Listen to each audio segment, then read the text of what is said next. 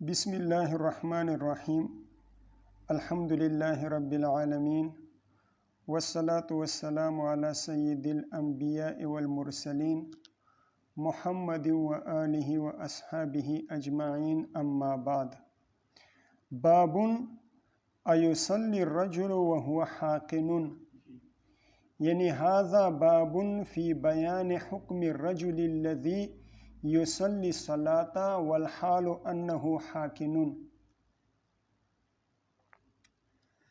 ایک ہوتا ہے حاقن اور ایک ہوتا ہے حاقب اور ایک ہوتا ہے حاذق۔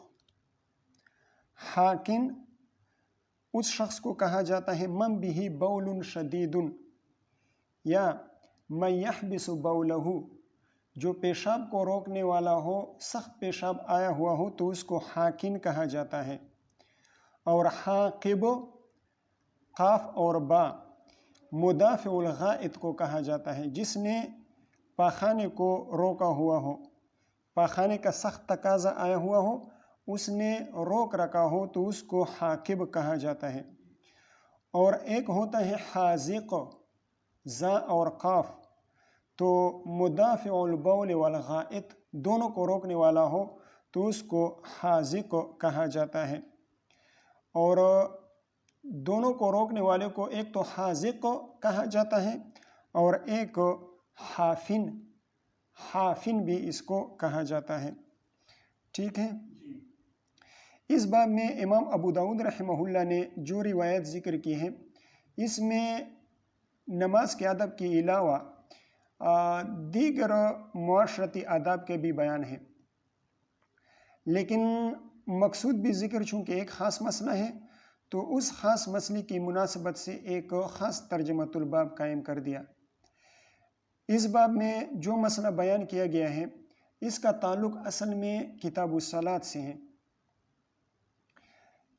لہٰذا اس ترجمۃ الباب کو کتاب الطہارت میں ذکر کرنا یہ ایک غیر مربوط قسم کی بات ہے، غیر مربوط قسم کا ترجمہ ہے۔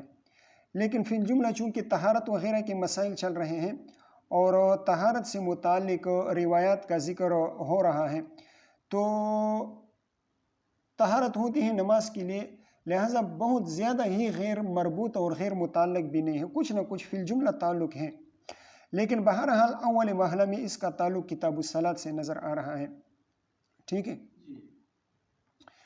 مسئلہ یہ بیان ہوا ہے کہ ایسی حالت میں نماز پڑھنا کہ تقاضے کا تقاضا ہو رہا ہو، تبلیغی اصطلاح تقاضے کا تقاضا ہو رہا ہو، تو تقاضے کی حالت میں نماز نہیں پڑھنی چاہیے، تقاضے کی حالت میں نماز پڑھنا نہیں چاہیے، یہ مکروہ ہی، اس کے ساتھ نماز مکروہ ہو جاتا ہے، بلکہ پہلے اپنے آپ کو ہلکا پھلکا کرنا چاہیے، جب تقاضے کا تقاضا ختم ہو جائے تو پھر نماز پڑھے۔ ٹھیک ہے، اسی طرح کھانے کی بات بھی ہے، کھانے میں بھی اسی طرح ہے کہ اگر شدید بھوک لگی ہو تو پہلے کھانا کھا لینا چاہیے اور پھر اس کے بعد نماز پڑھنا چاہیے۔ اور وجہ اس کی یہ ہے کہ جب آپ کو شدید تقاضے کا تقاضا ہوگا یا شدید بھوک کا تقاضا ہوگا اور آپ نماز پڑھیں گے تو آپ کا دل مشغول ہوگا، کھانے کی طرف مشغول ہوگا یا تقاضے کی طرف مشغول ہوگا، اور آپ کی توجہ اور آپ کا جو قلبی میلان ہے وہ نماز کی طرف نہیں ہوگی، توجہ نماز کی طرف نہیں ہوگی، جس کی وجہ سے نماز مکروہ ہو جائے گی۔ اب یہ کراہت کس درجے کا ہے؟ تو اگر شدید تقاضا ہو تو پھر اس صورت میں نماز مکروہ تحریمی ہوگی، بہرحال ادا تو ہو جائے گی لیکن مال اساءہ، آپ گناہگار ہوں گے، ادا ہو جائے گی نماز لیکن مکروہ ہوگی، آپ گناہگار ہوں گے۔ ٹھیک ہے، تو پہلے پیشاب پاخانے یا کھانے سے فارغ ہونا چاہیے تاکہ دل و دماغ سارا کا سارا نماز کی طرف متوجہ ہو جائے، اور کھانے میں دماغ نہ لگا ہوا ہو، دل کھانے میں نہ لگا ہوا ہو، اور اسی طرح آپ کا دل جو ہے وہ قضاء حاجت کی طرف نہ ہو۔ ٹھیک ہے، سمجھ گئے؟ بات سمجھ میں آ گئی؟ بسند المتصل منا إلى الإمام أبي داود سليمان بن الأشعث السجستاني رحمه الله تعالى ومتعنا بعلومه وبركاته أنه قال حدثنا أحمد بن يونس قال حدثنا زهير قال حدثنا هشام بن عروة عن أبيه عن عبد الله بن أرقم أنه خرج حاجا أو معتمرا. احمد بن عبداللہ بن یونس وہ روایت کرتے ہیں زہیر بن معاویہ رحمہ اللہ سے، اور وہ روایت کرتے ہیں ہشام بن عروہ سے، اور ہشام بن عروہ اپنے والد محترم عروہ بن الزبیر سے روایت کرتے ہیں، اور حضرت عروہ بن الزبیر رحمہ اللہ وہ حضرت عبداللہ بن ارقم جو کہ معروف مشہور صحابی ہیں ان سے روایت کرتے ہیں. وہ فرماتے ہیں انہو خرج حاجا او معتمرا. حضرت عبداللہ بن ارقم رضی اللہ تعالیٰ عنہ فرماتے ہیں کہ میں نکلا حاجن او معتمرن، او شک کے لیے ہے، یہ شک روات میں سے کسی راوی کی طرف سے ہے، یعنی مطلب یہ ہے کہ یرید الحج او العمرتا. حضرت عبداللہ بن ارقم رضی اللہ تعالیٰ عنہ نکلے اس حال میں کہ وہ حج یا یہ فرمایا کہ عمرہ کا ارادہ فرما رہے تھے. ومعہ الناس، حضرت عبداللہ بن ارقم رضی اللہ تعالیٰ عنہ کے ساتھ دیگر رفقا بھی تھے، انہوں نے بھی ان کی رفاقت اختیار کی تھی. یہ چونکہ صحابی تھے، معروف مشہور صحابی تھے، تو ان صحابی سے برکت حاصل کرنے کے لیے تبرکاً ان کے ساتھ ہوئے تھے، حج یا عمرہ کے لیے جا رہے تھے، اور ایک تو برکت حاصل کرنے کے لیے، دوسرے مسائل سیکھنے کے لیے ان صحابی کی مصاحبت اور مرافقت اختیار کی تھی. وَهُوَ يَؤُمُّهُمْ، یہ چونکہ بڑے تھے، صحابی تھے، تو جب راستے میں نماز کا وقت آتا تو حضرت عبداللہ بن ارقم رضی اللہ تعالیٰ عنہ انہیں امامت بھی کراتے. فلما كان ذات يوم اقام الصلاة صلاة الصبح، جب ایک دن اقام الصلاة صلاة الصبح، حضرت عبداللہ بن ارقم رضی اللہ تعالیٰ عنہ نے نماز قائم کرنے کا حکم دے دیا. اقام الصلاة یعنی امر باقامت الصلاة، حضرت عبداللہ بن ارقم رضی اللہ تعالیٰ عنہ نے نماز کھڑی کرانے کا حکم دے دیا. کون سی نماز؟ صلاۃ الصبح. یہ منصوب ہے بدلیت کے طور پر، اقام یہ الصلاۃ سے بدل واقع ہو رہا ہے. صبح کی نماز کا قائم کھڑے کرنے کا حکم دے دیا. ثم قال، پھر فرمایا، لیتقدم احدکم، چاہیے کہ تم میں سے کوئی ایک آگے ہو جائے، نماز پڑھائے، میں ابھی فی الحال نماز نہیں پڑھا سکتا. وذهب الى الخلاء، اور بیت الخلاء جانے کا ارادہ فرمایا. وذهب الى الخلاء یعنی اراد الذهاب الى قضاء الحاجہ، قضاء حاجت کے لیے جانے کا ارادہ فرمایا. پھر اعتذار کے طور پر، معذرت کے طور پر فرمایا فإنی سمعت، انہوں نے فرمایا نا کہ تم میں سے کوئی آگے ہو جائے، نماز پڑھائے، اور خود قضاء حاجت کے لیے جانے کا ارادہ فرمایا. پھر اعتذار کے طور پر، معذرت کے طور پر کہ میں آگے کیوں نہیں ہو رہا، تو اس کی وجہ بیان کرنے کے لیے انہوں نے فرمایا فإنی سمعت رسول اللہ صلی اللہ علیہ وسلم یقول، میں نے رسول اللہ صلی اللہ علیہ وسلم سے سنا ہے، حال کونہ قائلا اذا اراد احدکم ان یذهب الخلاء، جب تم میں سے کوئی ارادہ کرے کہ وہ بیت الخلاء جائے، بیت الخلاء قضاء حاجت کا ارادہ کوئی کرے، وقامت الصلاۃ، اور نماز کھڑی ہو جائے، فلیبدأ بالخلاء، تو وہ ابتدا کرے کس سے؟ قضاء حاجت سے. قضاء حاجت تو یعنی وہ جو اسے جو حاجت پیش آ گئی ہے اس حاجت کو پورا کرے. فلیبدأ بالخلاء، تو وہ ابتدا کرے خلاء کے ساتھ، بیت الخلاء کے ساتھ، یعنی اپنی حاجت پوری کرے پھر نماز پڑھ لے. کیوں؟ لئلا یشتغل قلبہ بالخلاء، تاکہ وہ کھڑا نماز میں ہوگا لیکن اس کی توجہ قضاء حاجت کی طرف ہوگی. وہ کھڑا نماز میں ہوگا لیکن اس کا دل و دماغ لگا ہوگا قضاء حاجت میں، تو اس کی توجہ اور خشوع اور خضوع جو ہے وہ فوت ہو جائے گی. یہ ہو گئی روایت. قال ابو داود، امام ابو داود رحمہ اللہ فرماتے ہیں، روا وہیب بن خالد و شعیب بن اسحاق و ابو زمرۃ هذا الحدیث عن ہشام بن عروۃ عن ابیہ عن رجل.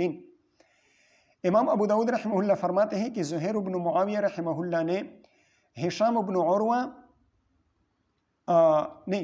عروۃ بن زبیر اور عبداللہ بن ارقم رضی اللہ تعالیٰ عنہما، ان دونوں کے درمیان کسی واسطے کا ذکر نہیں فرمایا. زہیر بن معاویہ، یہ حدیث الباب جو آپ نے سنی، اس حدیث الباب میں زہیر بن معاویہ رحمہ اللہ عروۃ بن زبیر اور عبداللہ بن ارقم رضی اللہ تعالیٰ عنہما کے درمیان کسی واسطے کا ذکر نہیں کرتے، لیکن امام ابو داؤد رحمہ اللہ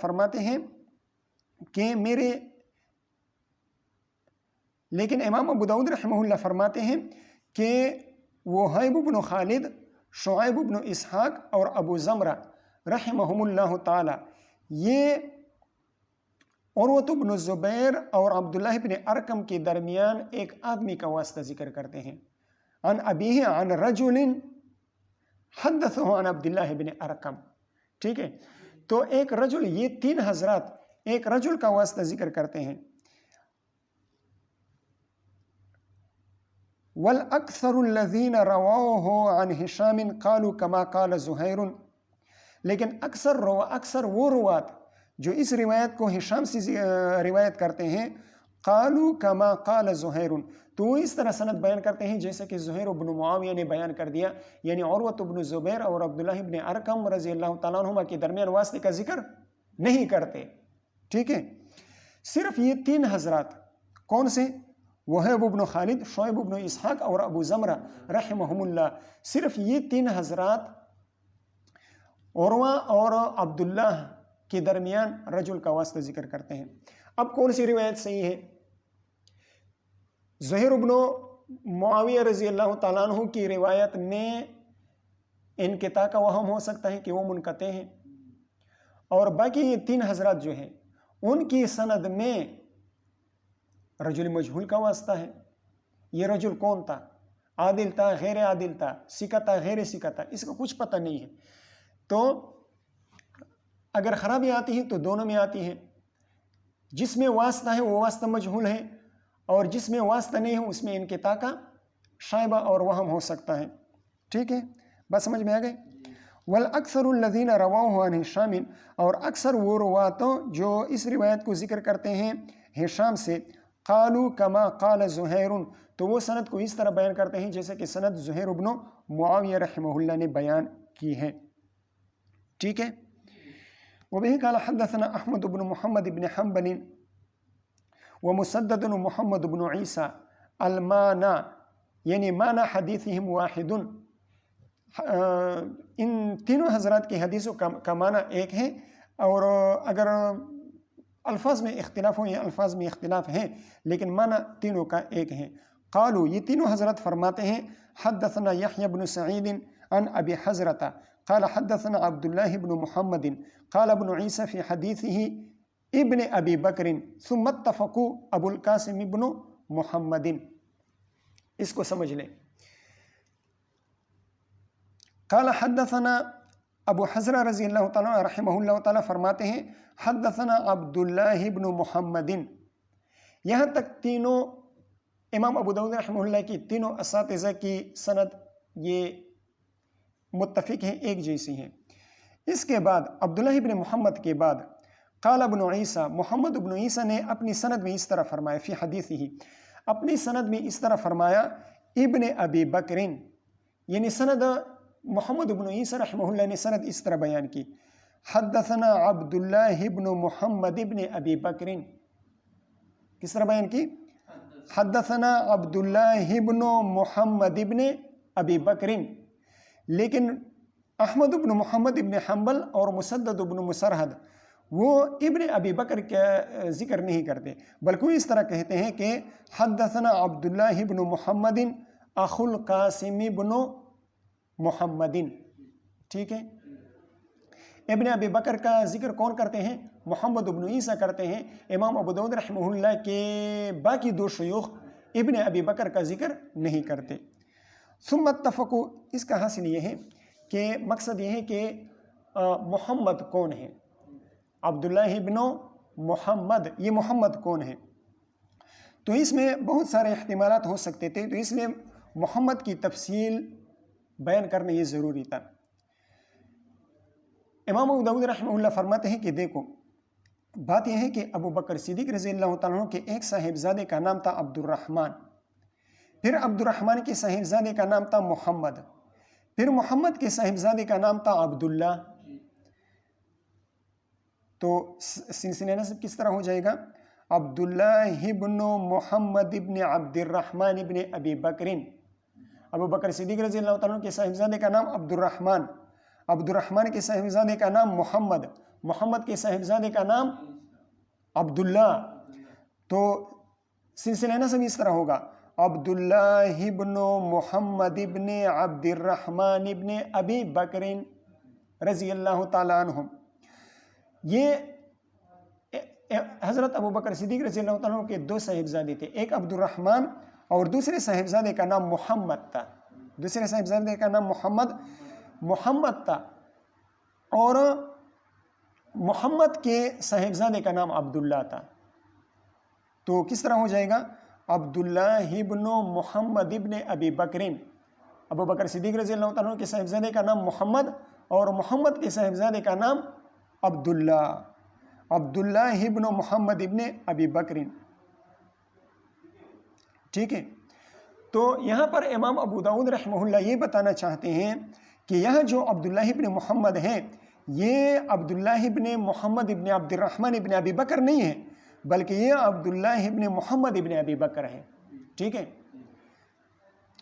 اور محمد کے دو صاحبزادے تھے. یہ حضرت ابو بکر صدیق رضی اللہ تعالیٰ کے جو صاحبزادے محمد ہیں، ان کے دو صاحبزادے تھے. ایک کا نام تھا عبداللہ اور دوسرے کا نام تھا ابو القاسم. ایک کا نام تھا عبداللہ جو یہاں پر مذکور ہے، اور دوسرے کا نام ابو القاسم نہیں، قاسم. ہاں، دوسرے کا نام قاسم تھا. قاسم عبداللہ ابن محمد ابن ابی بکر اور قاسم ابن محمد ابن ابی بکر. تو اس عبداللہ کو بعض روات نے اس طرح ذکر کیا کہ عبداللہ ابن محمد ابن ابی بکر، اور بعض نے اس طرح ذکر کیا کہ عبداللہ ابن محمد اخو القاسم. بات سمجھ میں آ رہی ہے؟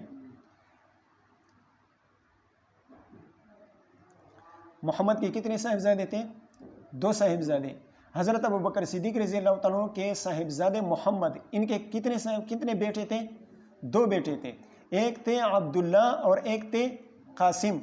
تو روات جب اس کو ذکر کرتے ہیں، ان کا نام ذکر کرتے ہیں، تو کبھی تو اس طرح کہہ دیتے ہیں کہ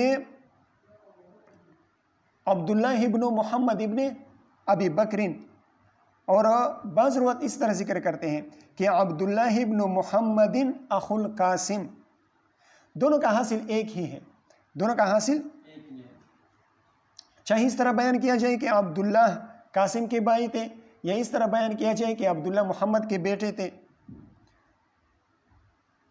یعنی اس طرح سلسلہ نسب بیان کیا، اس طرح سند بیان کی جائے کہ عبداللہ ابن محمد اخو القاسم، یا اس طرح بیان کیا جائے کہ عبداللہ ابن محمد ابن ابی بکر. دونوں کا حاصل ایک ہے. ٹھیک ہے، بات سمجھ میں آ گئی اچھی طرح. ان ابی حضرت قال حدثنا عبداللہ ابن محمد قال ابن عیسیٰ فی حدیثہ ابن ابی بکر. محمد ابن عیسیٰ نے سند اس طرح بیان کی ہے، حدثنا عبداللہ ابن محمد ابن ابی بکر ثم اتفقوا اخو القاسم. یہ اخو القاسم کا جو لفظ ہے، یہ محمد ابن عیسیٰ نے بھی فرمایا ہے، اور احمد ابن حنبل اور مسدد ابن مسرحد، ان دو حضرات نے بھی اخو القاسم کا ذکر کیا ہے. ثم اتفقوا اخو القاسم ابن محمد قال كنا عند عائشة رضی اللہ تعالیٰ عنہ. یہ حضرت عبداللہ ابن محمد رحمہ اللہ کی پھوپھی تھی. ہم حضرت عائشہ رضی اللہ تعالیٰ کے پاس بیٹے ہوئے تھے. فجی ابی طعام، دونوں بھائی بیٹے ہوئے تھے، عبداللہ بھی بیٹے ہوئے تھے، قاسم بھی بیٹے ہوئے تھے. فجی ابی طعامہا، ان کے پاس لایا گیا ان کا کانا. فقام القاسم یصلی، قاسم ابن محمد ابن ابی بکر وہ کھڑے ہو گئے، یصلی، اس حال میں کہ نماز پڑھ رہے تھے. معرضاً عن الطعام، انہوں نے کانے سے اعراض کر لیا. فقالت، حضرت عائشہ رضی اللہ تعالیٰ نے فرمایا، سمعت رسول اللہ صلی اللہ علیہ وسلم یقول، میں نے رسول اللہ صلی اللہ علیہ وسلم سے یہ کہتے ہوئے سنا ہے، لا یصلی بحضرت الطعام، لا یصلی بحضرت الطعام، یا لا یصلی الرجل بحضرت الطعام، یا یوں کہیں لا یصلی احد بحضرت الطعام. جب کھانا حاضر ہو جائے تو کوئی بھی نماز نہ پڑھے، یا اگر مجہول ہو تو جب کانا حاضر ہو جائے تو نماز نہ پڑھی جائے۔ لا یصلی الرجل والطعام قد حضر، کوئی آدمی نماز نہ پڑھے اس حال میں کہ کانا حاضر ہو، ولا وهو يدافعه الاخبثان، اور نہ وہ نماز پڑھے اس حال میں کہ اخبثان یعنی بول و براز اس کے ساتھ مزاحمت کر رہے ہوں۔ ولا يصلی الرجل والحال انه يدافعه الاخبثان، ولا يصلی الرجل والحال انه يدافعه الاخبثان، اور کوئی شخص نماز نہ پڑھے اس حال میں کہ بول و براز اس کے ساتھ مزاحمت کر رہے ہوں۔ مقصودی جملہ یہ ہے، مقصودی جملہ اس لیے کہ باب اس جملے کے اعتبار سے قائم کیا گیا ہے، تو مقصودی جملہ ولا يصلی الرجل والحال انه يدافعه الاخبثان یہ مقصودی جملہ ہے۔ یدافع مدافعتاً، مدافعتاً باب مفعلہ کا مصدر، باب مفعلہ سے ہے، اور مفعلہ کس پر دلالت کرتا ہے؟ اشتراک من الجانبین پر دلالت کرتا ہے۔ تو یہاں پر بھی اشتراک من الجانبین ہے کہ کس طرح آدمی بول و براز کو کے ساتھ مزاحمت کر رہا ہے کہ وہ نکل نہ جائے، اور بول و براز وہ مزاحمت کر رہے ہیں طلب خروج کو طلب کر رہے ہیں، طلب خروج میں وہ مزاحمت کر رہے ہیں۔ بول و براز کی کوشش ہوتی ہے کہ میں نکل جاؤں، اور آدمی کی کوشش ہوتی ہے کہ وہ نکلنے سے روک لے، تو دونوں طرف سے مزاحمت ہوتی ہے، اس وجہ سے یدافع باب مفعلہ سے ذکر کر دیا۔ وبه قال حدثنا محمد بن عيسى قال حدثنا ابن عياش عن حبيب بن صالح عن يزيد بن شريح الحزرمي عن أبي حي المؤذن عن ثوبان رضی اللہ تعالیٰ عنہ عنہم قال لی رسول اللہ صلی اللہ علیہ وسلم، حضرت ثوبان رضی اللہ تعالیٰ عنہ جو حضور صلی اللہ علیہ وسلم کے آزاد کردہ غلام تھے، وہ فرماتے ہیں کہ رسول اللہ صلی اللہ علیہ وسلم نے مجھ سے فرمایا ثلاث لا يحل لأحد ان يفعلهن، ثلاث خصال، تین خصلتیں ایسی ہیں لا يحل لأحد کہ جائز نہیں ہے کسی کے لیے بھی، لا يحل لأحد من الرجال ان يفعلهن کہ وہ اس کو کرے۔ تین خصلتیں ایسی ہیں کہ کسی کے لیے بھی جائز نہیں ہے کہ وہ ان تین خصلتوں کو اپنے آپ میں لائے۔ لا يؤم رجل قوما، الخصلة الأولى لا يؤم رجل قوما فيخص نفسه بالدعاء، کوئی آدمی کسی قوم کی امامت نہ کرائے، کوئی شخص کسی قوم کی امامت نہ کرائے، فیخص نفسه بالدعاء، پھر وہ خاص کر دے اپنے آپ کو دعا کے ساتھ، یعنی یہ دو باتیں ایک ساتھ جمع نہ ہو، کسی قوم کی امامت اور اس امام کا اپنے آپ کو دعا کے ساتھ خاص کرنا، یہ دو چیزیں جمع نہ ہو، ان دو چیزوں کا اجتماع یہ صحیح نہیں ہے، درست نہیں ہے۔ فیخص نفسه بالدعاء، پھر وہ خاص کر دے اپنے آپ کو دعا کے ساتھ، یعنی لا يدخل المقتدین له فی دعائه، ان کے جو مقتدی ہیں، ان کی جو پیروی کرنے والے ہیں نماز میں، ان کو وہ اپنی دعا میں داخل نہ کرے، تو اس طرح نہ کرے۔ اب سوال یہ ہے کہ قرآن و حدیث میں بہت ساری دعائیں ایسی ہیں جو مفرد کے صیغے کے ساتھ وارد ہوئے ہیں۔ اب اگر کوئی قرآن و حدیث میں وارد شدہ دعاؤں کو مفرد کے صیغے کے ساتھ پڑھتا ہے تو یہ اختصاص کو مستلزم ہوگا یا نہیں؟ رب جعلنی مقیم الصلاۃ ومن ذریتی ربنا وتقبل دعا، یہ مفرد کے صیغے کے ساتھ وارد ہوا ہے۔ اسی طرح دیگر ادعیہ معثورہ جو مفرد کے صیغے کے ساتھ وارد ہوا ہے، اگر وہ نماز کے بعد دعا میں وہ دعائیں پڑھتا ہے تو آیا وہ اختصاص کو مستلزم ہوگا یا نہیں؟ تو اس سلسلے میں علماء کرام فرماتے ہیں کہ اگر قرآن و حدیث کے الفاظ کی بنیاد پر مفرد کا صیغہ وہ استعمال کرتا ہے، لیکن نیت سب کو دعا میں شامل کرنے کی ہے، تو پھر یہ اس حدیث کے ممانعت میں داخل نہیں ہے، یہ حد ممانعت سے پھر یہ بات نکل جائے گی۔ صیغہ تو مفرد کا استعمال کرتا ہے، لیکن مقتدیوں کو بھی اس دعا میں شامل کرنے کی نیت کرتا ہے، تو پھر یہ حدیث میں جو ممانعت ہیں اس ممانعت سے وہ نکل جائے گا۔ فَإِن فَعَلَ، اگر اس نے یہ کر دیا یعنی فَإِنْ خَصَّ نَفْسَهُ بِالدُّعَا، اگر اس نے امامت کرائی اور پھر دعا میں اپنے آپ کو خاص کر دیا، فَقَدْ خَانَهُمْ، تو اس امام نے ان کے ساتھ خیانت کی۔ خیانت کس طرح کی؟ کہ ان کے حقوق کو ضائع کر دیا، ان کے حقوق کو ضائع کر دیا۔ وَكُلُّ مَنْ ضَيَّعَ حُقُوقَ النَّاسِ فَهُوَ خَائِنٌ، اور ہر وہ شخص جو لوگوں کے حقوق کو ضائع کرنے والا ہو تو وہ کیا ہوتا ہے؟ خائن ہوتا ہے، خیانت کرنے والا ہوتا ہے۔ اس نے لوگوں کے حقوق کو ضائع کر دیا تو اس نے مقتدیوں کے ساتھ خیانت کر دی۔ یہ تو ہو گئی الخصلۃ الاولی۔ الخصلۃ الثانیۃ ولا ينظر في قار بیت قبل ان يستأذن۔ دوسری خصلت یہ ہے کہ لا يحل لرجل ان ينظر في قار بیت، کسی آدمی کے لیے جائز نہیں ہے کہ وہ، کار اصل میں کہتے ہیں گہرائی کو، عمق کو، لیکن یہاں پر کار سے مراد ارض ہے، زمین ہے۔ جیسے کہ ایک حدیث میں آتا ہے، حضور صلی اللہ علیہ وسلم فرماتے ہیں وَالشَّمْسُ لَمْ تَخْرُجْ مِنْ قَارِ حُجْرَتِهَا، وَالشَّمْسُ لَمْ تَخْرُجْ مِنْ قَارِ حُجْرَتِهَا، تو وہاں پر بھی قار سے مراد ارض ہے، من ارض حجرتها، تو یہاں پر بھی ارض ہے، صحن مراد ہے۔ وَلَا يَنْظُرُ فِي قَارِ بَيْتٍ، اور کوئی کسی آدمی کے لیے جائز نہیں ہے ان ينظر فی قار بیت، کہ وہ گھر کے صحن میں دیکھے، قبل ان یستأذن، قبل اس کی کہ وہ اجازت لے لے، اجازت لینے سے پہلے۔ فإن فعل، اگر اس نے کر دیا، یعنی فإن نظر داخل البیت قبل الاستئذان، اگر اس نے استئذان سے پہلے گھر کے اندر دیکھ لیا، فقد دخل، تو تحقیق وہ داخل ہو گیا۔ کس طرح؟ جس طرح بغیر اجازت کے داخل ہونا یہ گناہ کبیرہ ہے، جس طرح بغیر اجازت لیے کسی کے گھر میں داخل ہونا یہ گناہ ہے، اسی طرح جب بغیر استئذان کے باہر سے دیکھ لیا تو یہ بھی اسی طرح گناہ ہے۔ جس طرح داخل ہونے پر وبال ہے، اسی طرح باہر سے بغیر اجازت کے دیکھنے پر بھی یہی وبال ہوگا۔ کتنی باتیں ہو گئی؟ 3 باتیں۔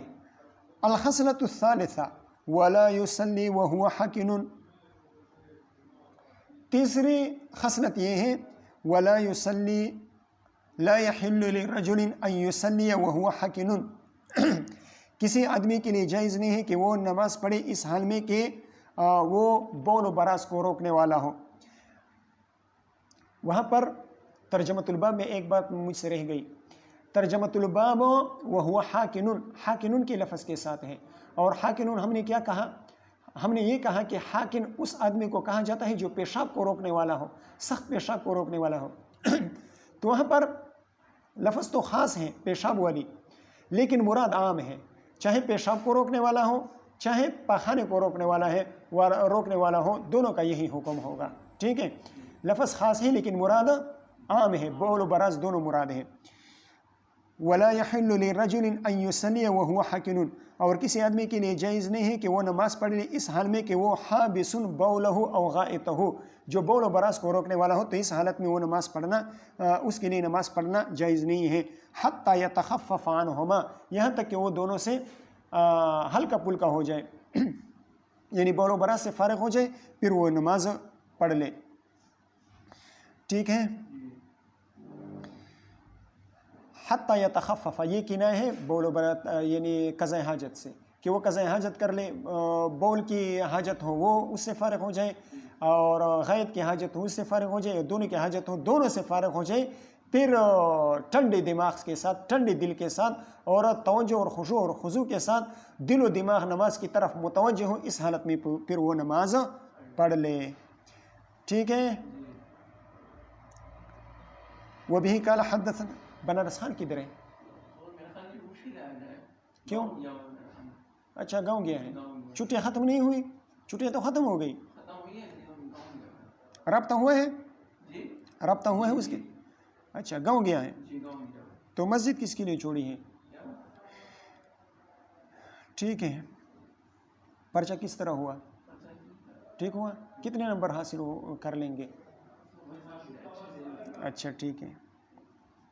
وبہ قال حدثنا محمود بن خالد السلمی، سن پر پیش لکھا ہوا ہے یہ غلط ہے، محمود بن خالد السلمی قال حدثنا احمد بن علي قال حدثنا ثور عن يزيد بن شريح الحزرمي عن ابي حي المؤذن عن ابي هريره رضي الله تعالى عنه وعنهم عن النبي صلى الله عليه وسلم قال لا يحل لرجل يؤمن بالله واليوم الآخر ان يصلي وهو حاكن، کسی ایسے آدمی کے لیے جائز نہیں ہے جو اللہ اور آخرت پر ایمان رکھنے والا ہو.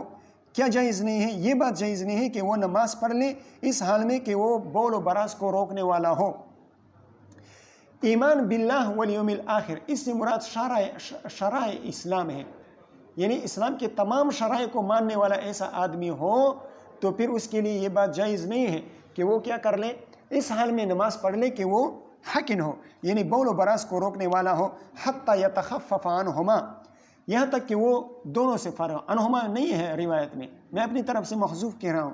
حتی یتخفف عنہما، یہاں تک کہ وہ بول و براز سے فارغ ہو جائے، قضاء حاجت سے فارغ ہو جائے.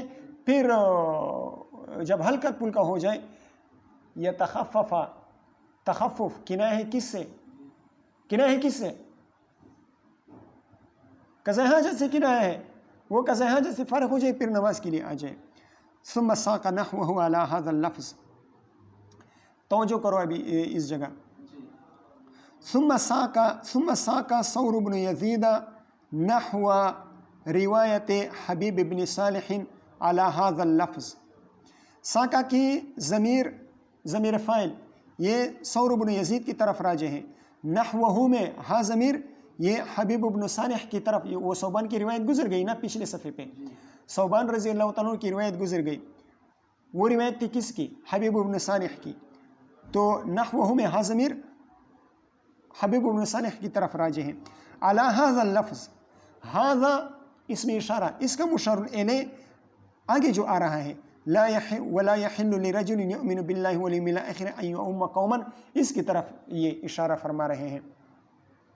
کیا مطلب ہوا اس کا؟ حاصل یہ ہے کہ یزید بن شریح کے دو شاگرد ہیں. یزید بن شریح کے کتنے شاگرد ہیں؟ ایک پچھلے صفحے پہ عن حبیب بن صالح عن یزید بن شریح الحزرمی.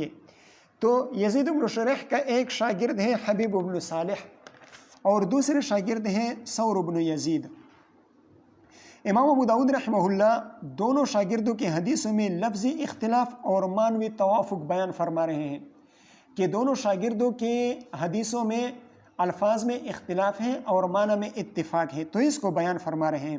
تو فرماتے ہیں کہ ثور بن یزید کی حدیث میں صلاۃ الحاکم کی ممانعت والی جو بات ہے وہ مقدم ہے، اور حبیب بن صالح کی روایت میں صلاۃ الحاکم کی ممانعت کی جو بات ہے وہ مؤخر ہے. ثور بن یزید کی روایت میں حاکم کی صلاۃ الحاکم سے ممانعت کی جو بات ہے وہ مقدم ہے، اور حبیب بن ابی صالح کی روایت میں دیکھیں نا سب سے آخر میں آئی ہے. حبیب بن صالح کی روایت میں سب سے آخر میں یہ صلاۃ الحاکم کی ممانعت کی بات آخر میں آئی ہے.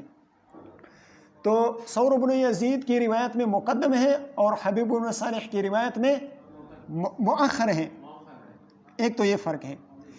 اسی طرح حضرت حبیب بن صالح کی روایت میں خصال ثلاثہ کا ذکر پہلے اجمالاً ہے پھر تفصیلاً ہے، لیکن ثور بن یزید کی روایت میں اجمال نہیں ہے بلکہ بس فوراً تفصیل شروع ہو گئی ہے. تو دوسرا فرق یہ ہے. کتنے فرق ہو گئے؟ دو فرق ہو گئے. ایک فرق یہ ہو گیا کہ صلاۃ الحاکم کی ممانعت کی جو بات ہے وہ حبیب بن صالح ہی ہے، ابی صالح ہے، ہاں حبیب بن صالح ہے. حبیب بن صالح کی روایت میں صلاۃ الحاکم کی ممانعت کی بات سب سے آخر میں ذکر ہے، اور ثور بن یزید کی روایت میں صلاۃ الحاکم سے ممانعت کی بات سب سے پہلے ذکر ہے. ایک فرق یہ ہے. دوسرا فرق یہ ہے کہ حبیب بن صالح کی روایت میں خصال ثلاث کا ذکر پہلے اجمالاً ہے پھر تفصیلاً ہے، لیکن ثور بن یزید کی روایت میں خصال ثلاث کا ذکر اجمالاً نہیں ہے بلکہ فوراً تفصیل شروع ہو گئی ہے. ٹھیک ہے. ایک اور فرق بھی ہے، وہ آگے بیان کرتا ہوں انشاءاللہ۔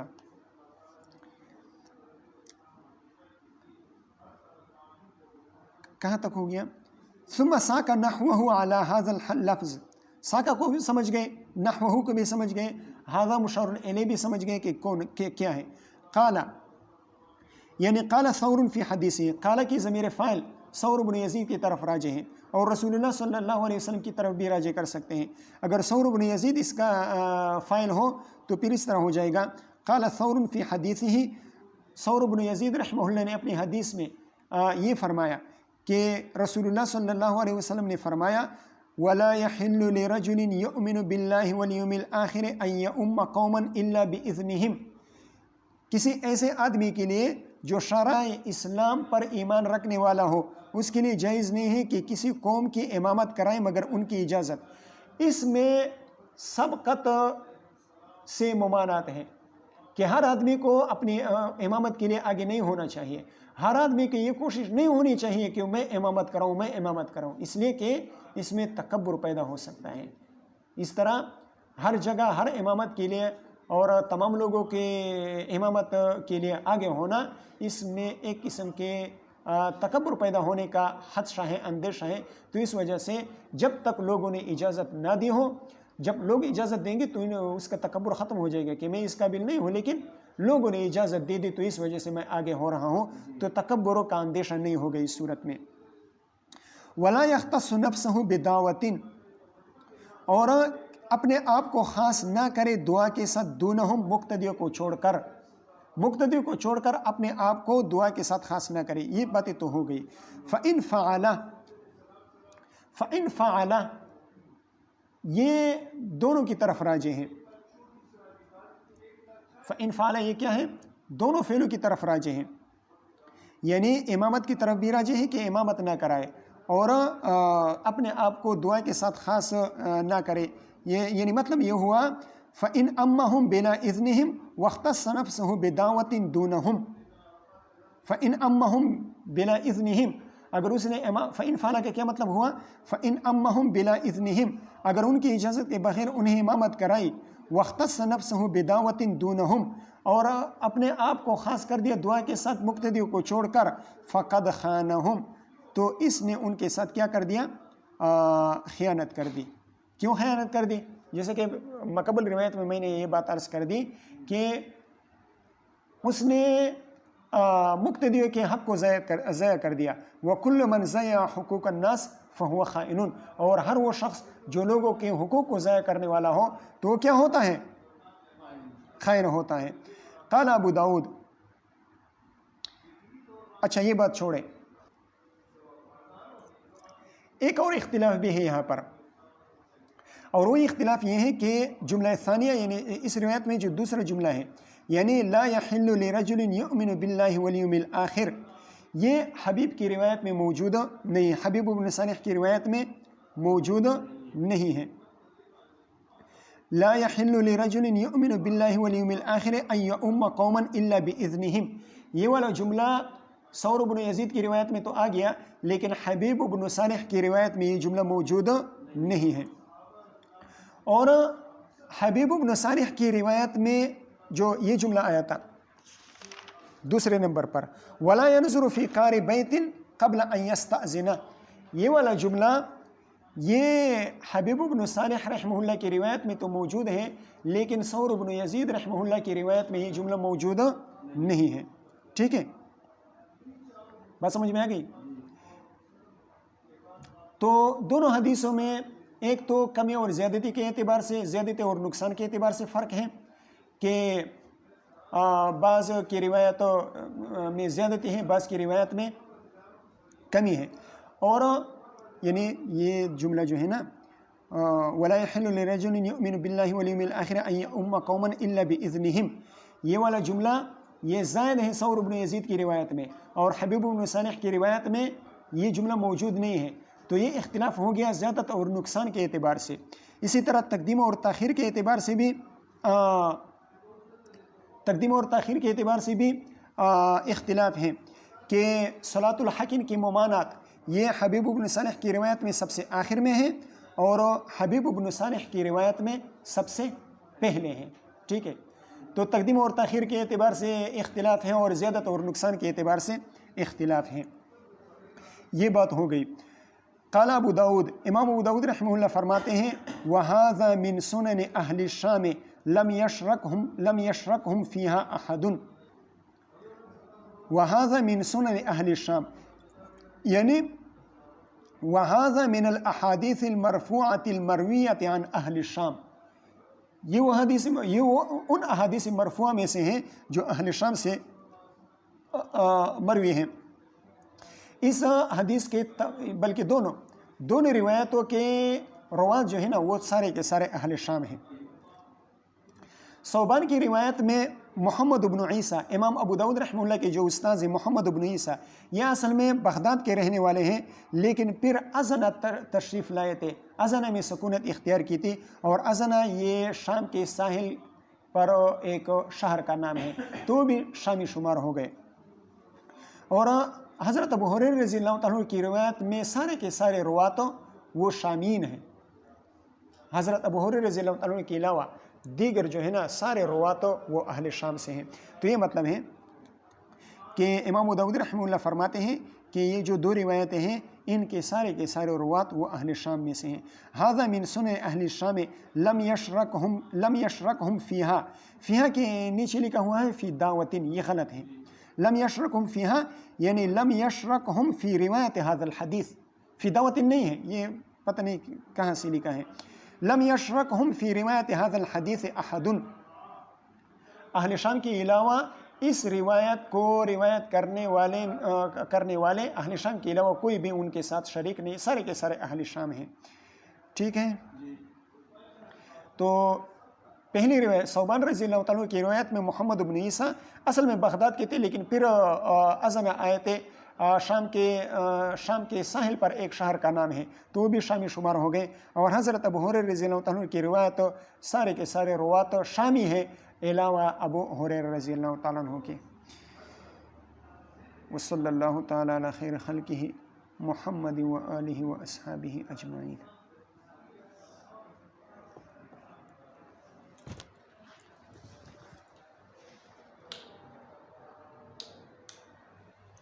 فرمان اللہ سنگے خیریت تے. وعلیکم السلام ورحمۃ اللہ. سنگے خیر ده